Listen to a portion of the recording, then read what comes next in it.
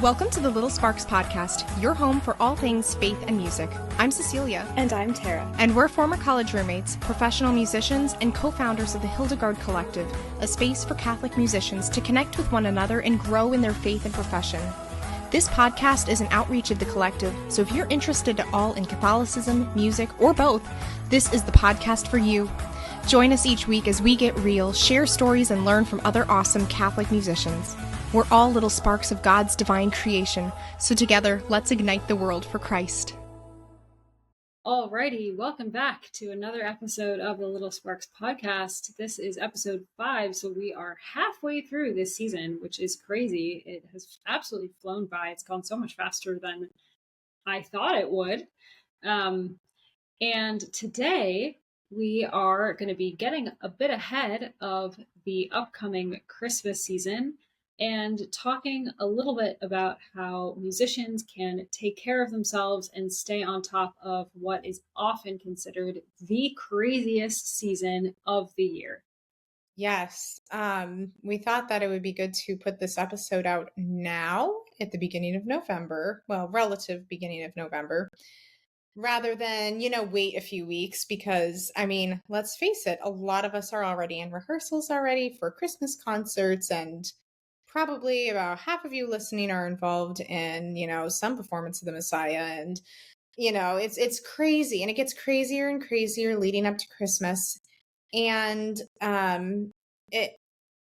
it's because of how crazy it can get, it's very difficult in the moment sometimes to kind of take hold of everything and actually get on top of life.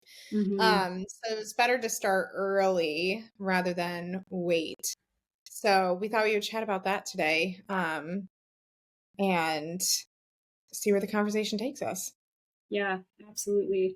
Cecilia, when you think about preparing for your Christmas season as a musician, what is like the first thing that comes to mind? I would say it's actually not going to be health, because I do feel like as much as we can try our best to take care of our health during the holiday season, sickness can almost be a little bit inevitable in many cases because of just how many people we're coming into contact with, and just, germ theory, like just basic germ theory, So it's actually not health so much that I think of as getting on top of other aspects of the holiday season.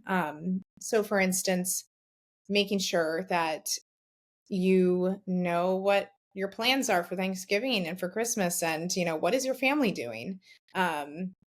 What do gifts look like this year? Do your Christmas shopping early if possible. These are things that you can control. And they're the fun parts of the holiday season. And there is something very special about, wrapping your presents in December and listening to Christmas music and all of that. But I have to say, last year, I did not do any of this because of, concert schedules or anything like that. Actually, last year was the first time I didn't play my flute at all in Christmas season. And that was because I had a baby, literally like 4 days after Christmas. And when I was going through my OB appointments, I had a really wonderful nurse at my OB office she was quite older, very experienced in the field. And she told me that she had advice that she gave to every mom who came in who had a holiday baby. Like the due date was around the holidays, whether it was before Christmas, during Christmas, after Christmas. And basically the gist was, you want to have all of your Christmas shopping done before Thanksgiving. You want to decorate your tree and your house by Thanksgiving. You even want to make your cookie dough by Thanksgiving, because guess what? You can actually freeze most cookies, at least the cookie dough. Like you can make it into the balls and freeze a lot of balls of cookie dough, and then you can actually bake them during the holiday season, which I did not do. That was the only part of her advice that I did not take. And she said the reason for this is that when you're pregnant, and you're due at that time of the year, one of three things is going to happen. Either your baby's going to come on time, but you're going to be exhausted, You're not going to want to go out and do all the things. Your baby's going to come early and you're not going to get to do all of the things.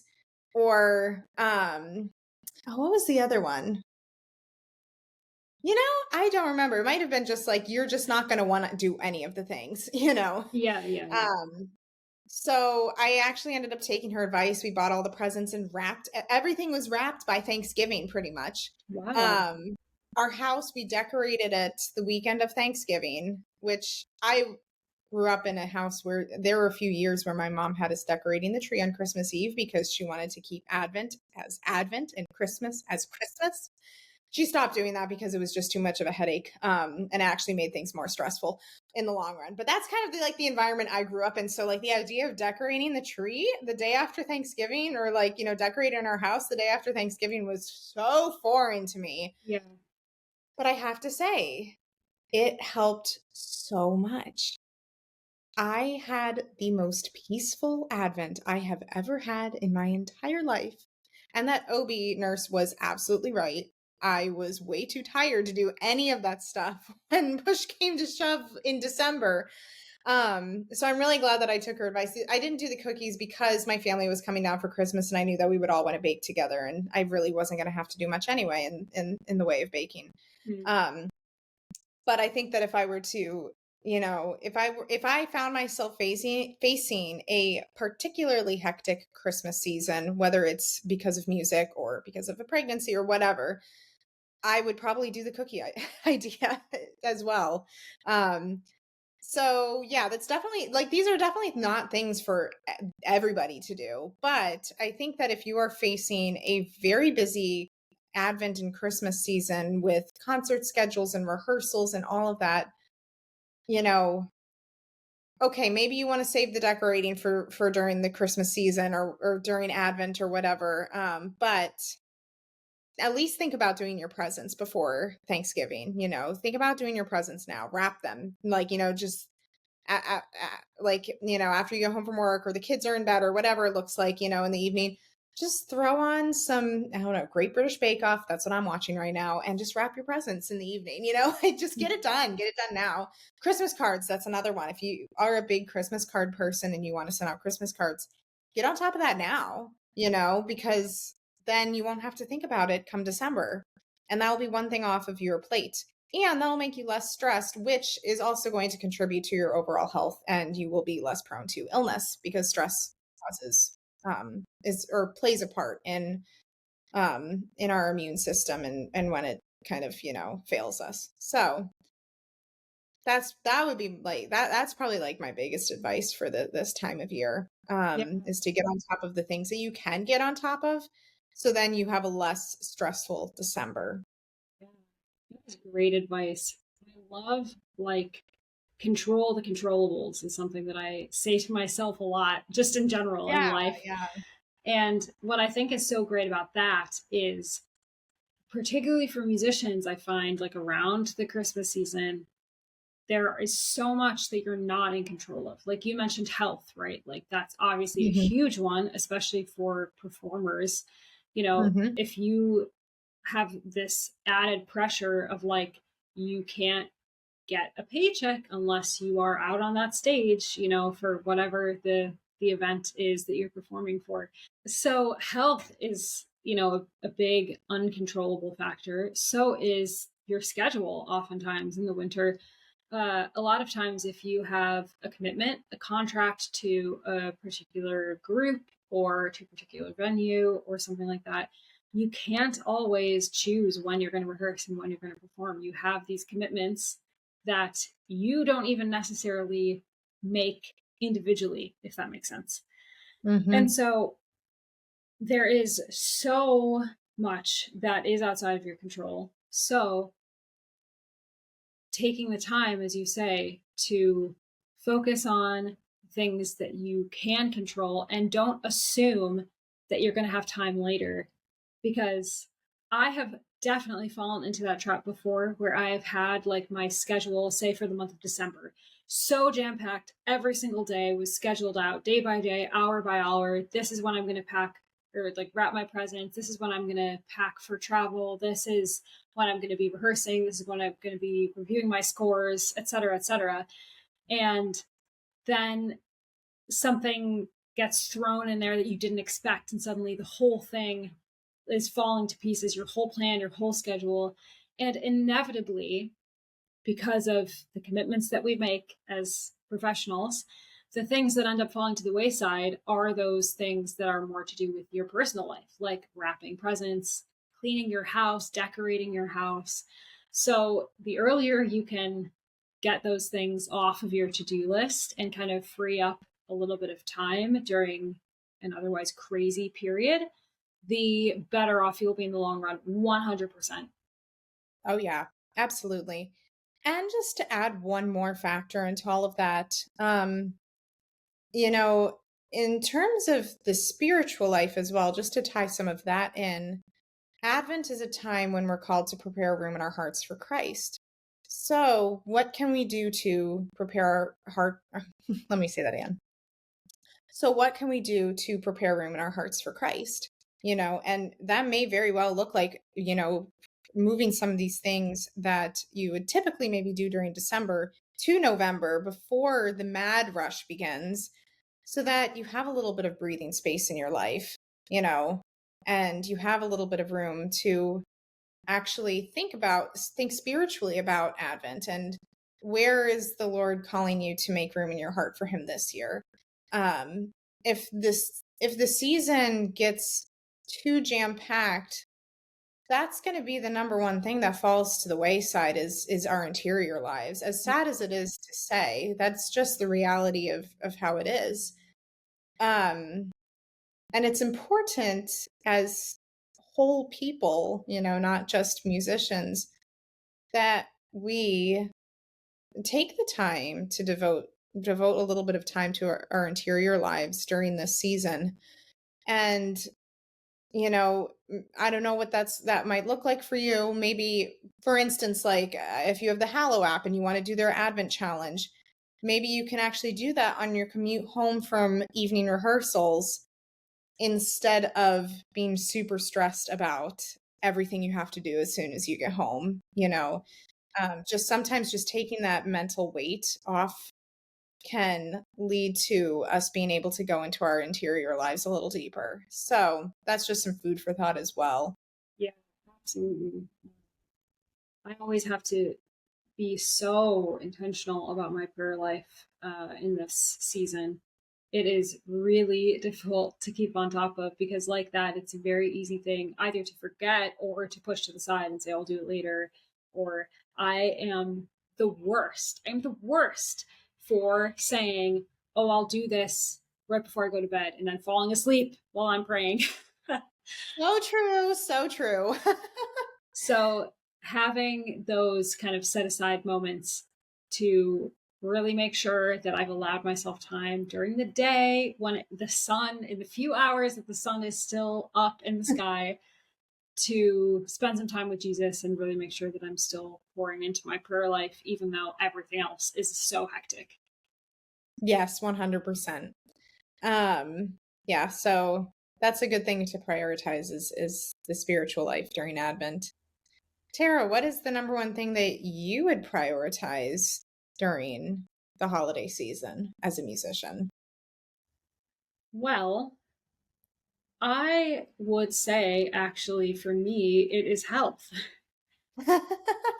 So, different answer to you, but my health is such a huge thing for me, and I think it might be partially like a singer thing because your voice is so intimately connected with the rest of your body that if you're sick, like Oh, yeah.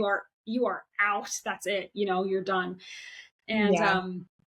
but I also just in general, like from probably October, I start being super conscientious about my immune support and my health, like during this time of year.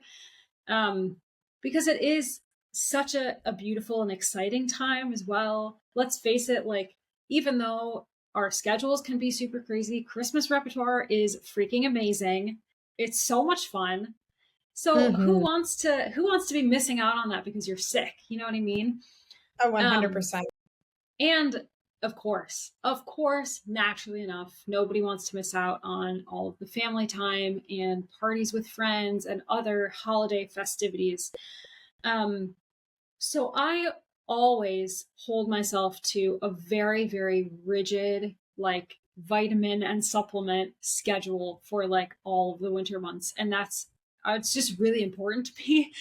Um, and I know everybody's body is like slightly different, has different needs. But for me, what I have found really works is starting this regimen in October. So if you haven't started already, would recommend starting it now. And being very conscientious about what sort of environmental factors is my body missing in the winter. For example, sunlight is a big one for us in the Northern Hemisphere.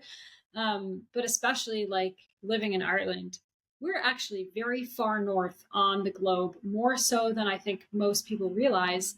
So at the peak of winter, it is extremely dark, and probably for at least the whole month of December, also probably about half of November, half of January, I usually don't see the sun at all. It usually rises after I get to work and sets before I leave work. So, vitamin D is a huge one for me, and it is so important for the human immune system in general. I also am very rigid about probiotics because, as we know, stomach flu can be a big problem during the winter months. It's very contagious. It's very easy to contract if you come into contact with that virus. But there are certain probiotic supplements that can help fight norovirus if you contract it.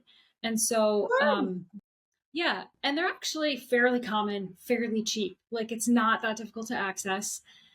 And I had no idea. yeah, and so the sooner you can kind of start that and build up that good bacteria in your gut, the more likely you are to either avoid or like beat norovirus completely, or otherwise, hopefully, just have quite a mild case of it. And that has served me very well the past few years working with kids in the winter and things like that. Probiotics, highly recommend. That is so interesting. I honestly had no idea about the probiotics. And now I'm super curious to look more into that Yeah, because it's norovirus is the worst. it is the worst. And I am inclined to say, now I can't say I've done a ton because I always look for this specifically. I can't necessarily, I haven't done a ton of research into like other probiotics that are out there on the market. However, it seems like most everyday probiotic supplements that you can get just at the pharmacy contain at least some strains of bacteria that help to fight norovirus in your gut. So I really would recommend looking into it and being really rigid with that. I found it super helpful. And then in general, like vitamin C, other, sort of omega-3s and things that just kind of support your general body functioning and your health. Of course, like as I've discussed a little bit on the podcast before, I have a whole smorgasbord of other health problems and diseases. So I take a lot of supplements and things to support my specific health problems, like turmeric as a food supplement is really good for me because it like helps with joint support and things like that. So do a bit of research about your kind of experience in your own body and what you might need a little bit more of, where your body might need a little bit more support. And I really recommend it can be a bit of an investment sometimes, especially if you're getting like really fancy supplements or like supplements that carry like a name brand or something like that. But I find it's an investment that's really well worth it because the amount that I would just be missing out on in the winter months if I was just sick all the time is significant.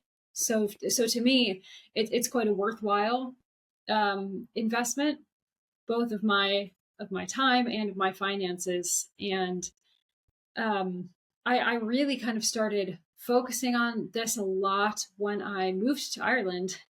because not that it didn't matter to me previously, but when I moved here, the first winter that I spent in Ireland was a wake up call for me because I was just so sick and depressed basically the whole winter. I'd never like I'm from Chicago, but I'd never experienced a winter quite like this, and it was brutal on my body. It really, really took a toll. I never had ever experienced true seasonal depression in my life until I never saw the sun for like 2 months. And so it kind of forced me to find a solution to that because I would not have survived. Like it was so bad. And I'm really grateful that I have been really rigid with that over all these years, because it's really, really helped me to kind of stay on top of my body, just in general, but especially during the winter months. And like even figuring out like for my body when is the best time to take my supplements, in the morning, in the evening, midday.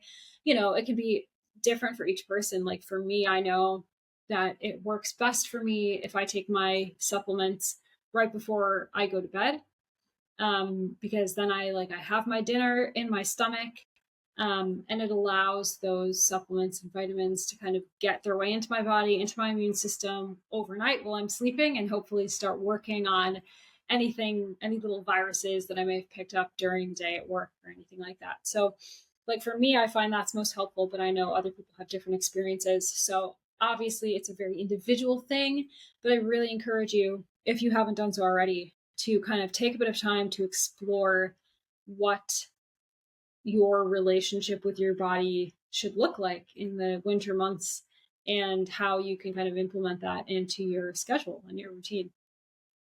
That's really good encouragement. Yeah. I think that especially for those who live further north, the winter can take a huge toll on you. This is my second winter in Florida, and it is a huge change for me being from Pennsylvania and having, lived there, either there or the DC area my entire life. And Florida winters are vastly preferable. Like this is the first time I don't have seasonal depression in the winter. Now, I do have a theory that I have a little bit of seasonal depression in the summer now because you can't really go out because it's so hot. But maybe it's more cabin fever than seasonal depression. I don't know. But that's a different story for another day. But, being when you're up north and the sun is just not there and it's cold and like I don't know, that like there's just so many different factors at play between germs and lack of sunlight and whatnot that it is really important to make sure you at least have a basic understanding of how your body responds to all of those factors and see what you can do to support your body best during those times. So, yeah, thank you for sharing that encouragement. I think that's really good for a lot of people to hear. So, Yeah, definitely. Like it is so important. God created our bodies, He created them good. And in general, learning about your specific body and how to take care of it, I think is part of what we're called to do as Christians. You know what I mean? oh, And yeah. to me, like this is just a specific seasonal, if you will, extension of that responsibility. Yeah, for sure. And it's important to lean into that, what works for one person isn't going to necessarily work for another person because we are individual people with individual needs. And so like that's something that's real. Bioindividuality is very important to remember when it comes to health. I think um, people are not a monolith when it comes to health at all. So it's good to keep in the back of the mind. Yeah, definitely. Um, is there any other advice you'd give for this coming up to Christmas time? I would say just remember yourself as a whole person. Remember that you are body and you are also soul, and both need tending to. Um, do what you can to get ahead. Um, and as well, I know talked a lot about, the kind of physical preparations for Christmas, but, and I did touch a little bit on the spiritual side of Advent, but to just add one more thing to that is that now is a good time to reflect on where is the Lord calling you to make room in your heart for him this Advent, rather than waiting until, the first Sunday of Advent, which is November 30th, which is the day before December 1st, when all, all crazy breaks loose. Think about it now. Have a game plan for now. And of course, the Lord might surprise you with time and just what he wants to reveal to you in the season, but just, you know, go into it with a heart open to receiving what the Lord wants to give you, even in the midst of craziness, stress, busyness, whatever it is, um, like what does the Lord want to reveal to you in this season? What about you? Yeah, well, you actually kind of stole mine a little bit. Oh, sorry. No, it's fine. It's fine. It's great. I like that we were on the same wavelength. Yeah, But I great was minds think gonna, alike. yeah, I was gonna say as well, like just you touched on it very briefly, like do what you can to get ahead and get on top of things. Not even just in the ways we've shared about in terms of like life admin and health and things like that, but also just like in terms of your music. I know sometimes like in years previous there has felt like an insurmountable amount of music to learn and things to do, and you nearly like you can nearly end up procrastinating that kind of learning and practicing process out of sheer overwhelm. Mm. But the sooner you can kind of get on top of it and start really getting those pieces in your bones, you will feel so much better in the days and weeks leading up to a performance or an event, because you will have done the work kind of slowly, gradually over, however many weeks or months. Um, so just kind of motivating yourself to get on top of it. You know yourself best. You know that if you have been chosen to perform at a specific event or a mass or something like that, it is because you deserve that opportunity. You've earned that opportunity through your work and through your talent and your dedication to your art.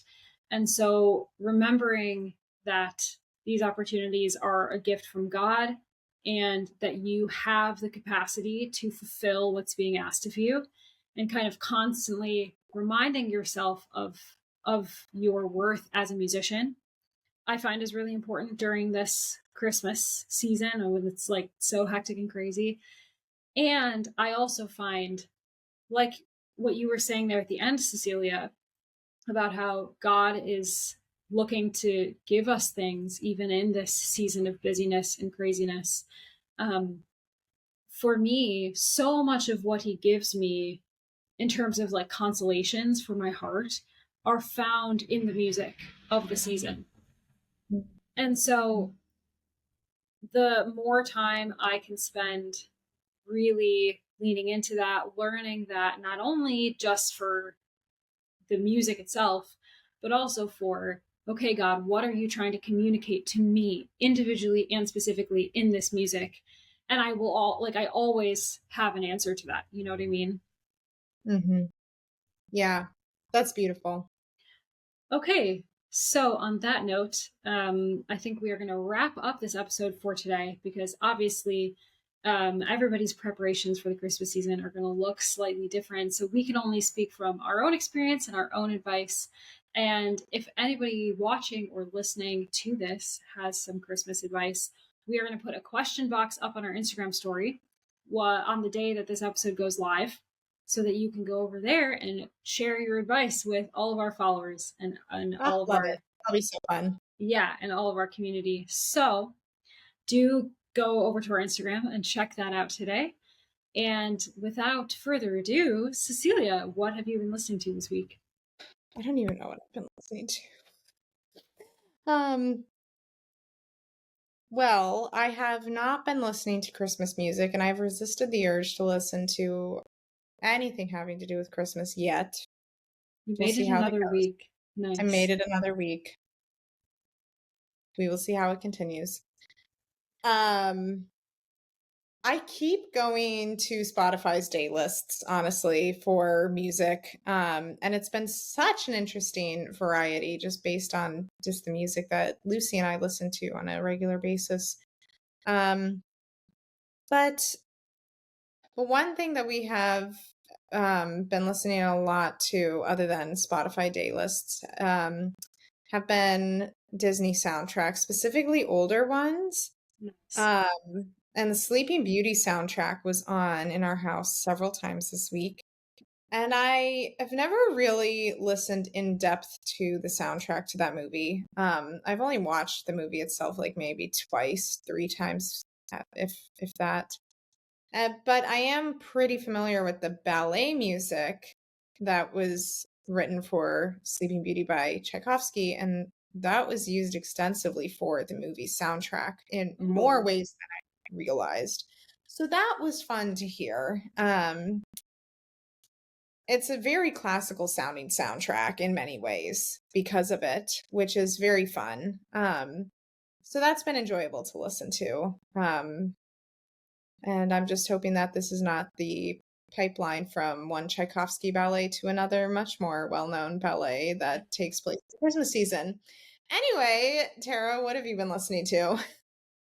Well, a lot of Christmas music because I am in the midst of Christmas rehearsals, as I'm sure many people are.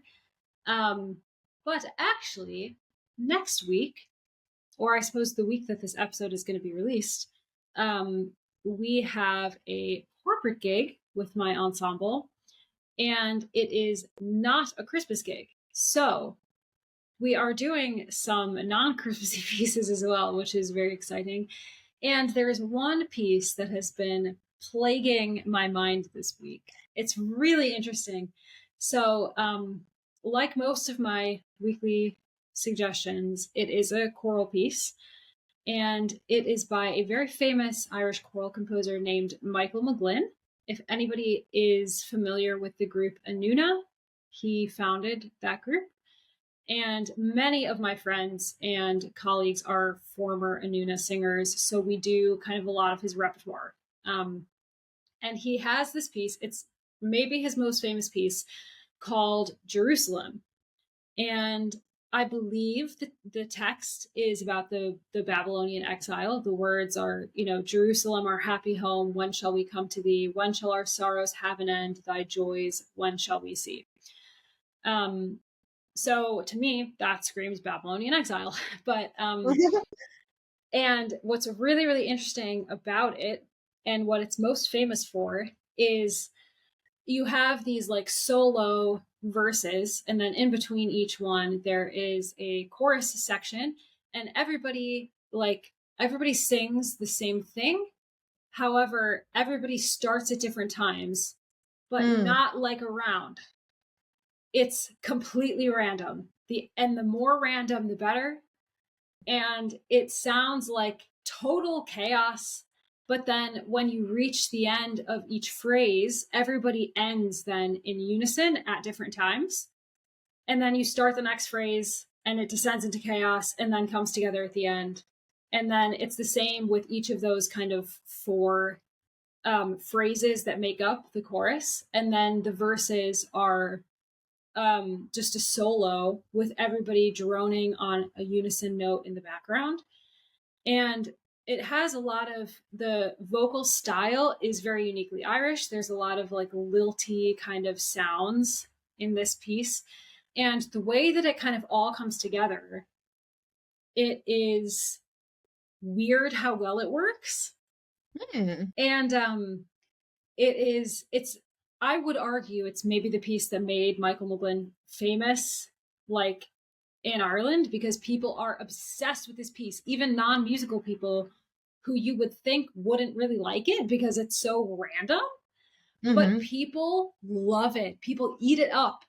And it's Wow. a lot of like choir directors actually really hate it because when you go out and perform this piece, you could have sung 20 other very musically interesting, beautiful, difficult pieces of repertoire. And this is the one that everybody will talk about and comment on. And I don't know, it's just a really interesting piece. And so I've been learning it a lot this week because of the gig that we have. And it's just really interesting. And I've been thinking about what makes it so popular when it's so random. And it's just in general, it's just a very interesting piece of music. So we will link it below in the show notes. Go check it out. Can't wait to hear it. Well, on that note, we're going to wrap things up for today. Thank you for tuning in, and we look forward to being back next week. God bless. God bless. Thanks for tuning in to this episode of the Little Sparks podcast. For more information on this podcast and our ministry, please visit www.thehildegardcollective.com.